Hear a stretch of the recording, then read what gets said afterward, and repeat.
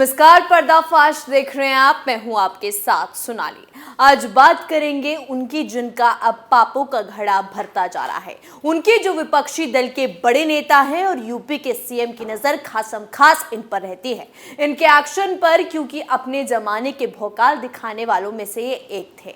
लेकिन योगी सरकार के आते ही ये रसूख खत्म हो गया और शुरू हो गई इन लोगों की उल्टी गिनती। जी हाँ, बात कर रहे हैं आजम खान की। योगी सरकार के आने के बाद यूपी में अपनी दबंगई दिखाने वालों का खेल ही खत्म हो गया। एक एक कर सब जेल के अंदर गए और योगी सरकार ने इनके गुर्गों और इन पर टेढ़ी नजर कर ली।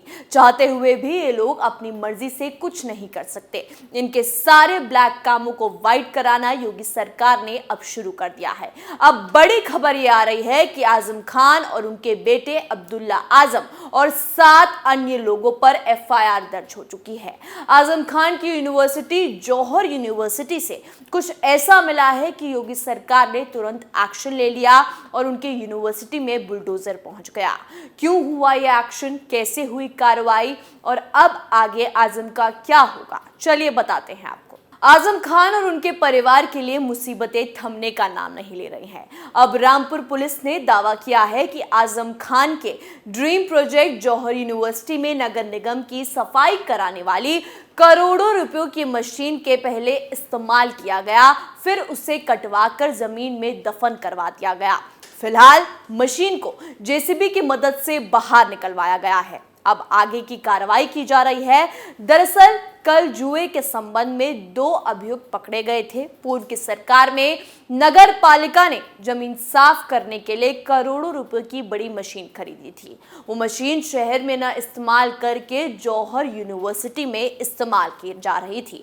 जब नई सरकार बनी, यानी योगी सरकार बनी, तो मशीन की खोजबीन हुई। विश्वविद्यालय प्रशासन ने मशीन को कटवा कर यहाँ दबा दिया।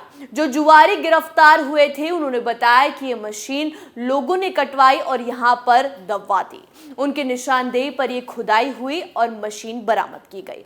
आगे की कार्रवाई जारी है। ये पूरा मामला तब सामने आया जब पुलिस ने 2 महीने पहले वायरल हुए जुआ खेलने वाले लड़कों के वीडियो के आधार पर 2 लोगों सलीम और अनवर को अरेस्ट किया। संयोग से ये दोनों आजम खान के बेटे अब्दुल्ला आजम के दोस्त बताए जाते हैं।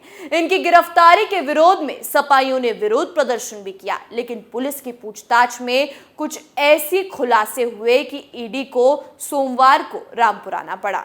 इसी पूछताछ में पता चला कि नगर निगम की करोड़ों की मशीन काटकर जौहर यूनिवर्सिटी में दफन कर दी गई। उनसे मिली जानकारी के आधार पर पुलिस ने उसे खुदवा कर बाहर निकलवाया है।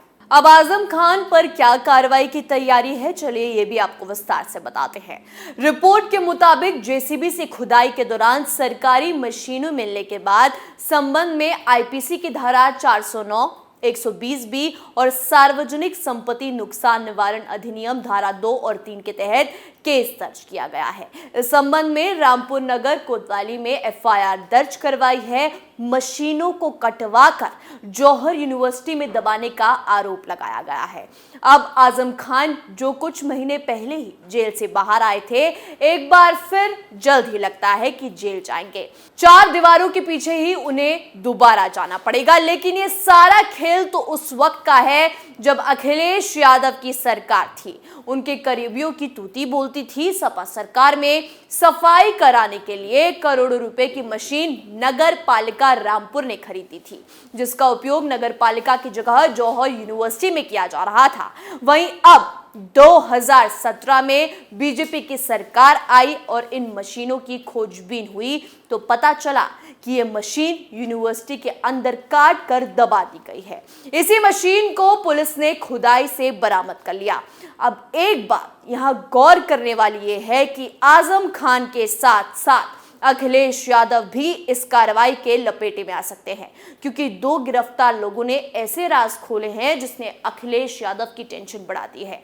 जुए के आरोप में 2 अभियुक्त पकड़े गए थे, जिसमें एक का नाम सलीम है, दूसरे का अनवर। ये दोनों आजम के विधायक बेटे अब्दुल्ला के बहुत नजदीकी हैं। इन्होंने पूछताछ पर कई बातों का खुलासा किया, जिस आधार पर मुकदमा दर्ज कराया गया है। मुकदमे के मुताबिक पूर्व की सरकार में यानी सपा की सरकार में नगर पालिका ने जमीन सफाई के लिए एक बहुत बड़ी मशीन खरीदी थी, जिसकी कीमत करोड़ों में थी। मशीन का इस्तेमाल आम लोगों की जगह यूनिवर्सिटी में किया जा रहा था। जब नई सरकार बनी तो इस मशीन की खोजबीन हुई, जिसके बाद यूनिवर्सिटी प्रशासन, कुलपति और उनके साथियों ने मिलकर उस मशीन को कटवा कर जमीन में गाड़ दिया। आज से नहीं बल्कि जौहर यूनिवर्सिटी में सपा की सरकार का सारा काला चिट्ठा मौजूद है। आपको याद दिला दें, इससे पहले भी मदरसा आलिया की कुछ किताबें 2019 में जौहर यूनिवर्सिटी की लाइब्रेरी से बरामद हुई थी। जब अजय पाल शर्मा एसपी रामपुर थे, ये किताबें मदरसा आलिया से चोरी की गई थी। चोरी की प्राथमिकी 2019 में की गई थी। उस समय भी कुछ किताबें यूनिवर्सिटी से मिली थी। आजम इस चोरी की घटना में आरोपित है, यानी कि अब योगी सरकार को जिसका शक था वही हुआ। और तो और सपा की सरकार में जो काले कारनामे हुए थे, उनका एक एक कर काला चिट्ठा बाहर आ गया है। ये दोनों आरोपी जो आजम और उनके बेटे के साथ फंसे हैं, उसके साथ तो अखिलेश यादव की फोटो भी वायरल हो चुकी है।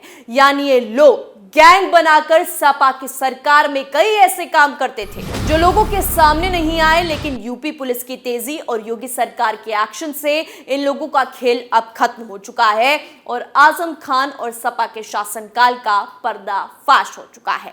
पर्दाफाश में आज के लिए इतना ही। कल फिर नए मुद्दे के साथ पेश होंगे। तब तक के लिए देखते रहिए कैपिटल टीवी। नमस्कार।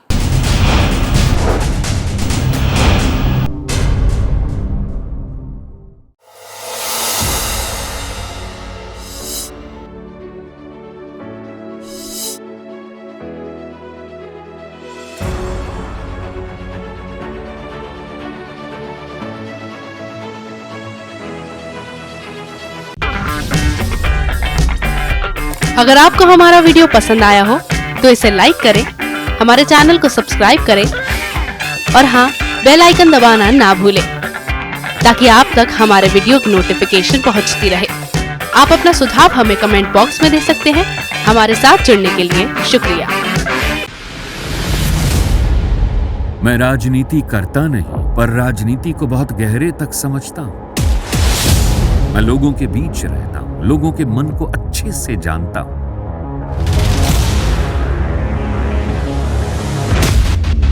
पब्लिक और पॉलिटिक्स की हर नब्ज को खूब पहचानता हूं।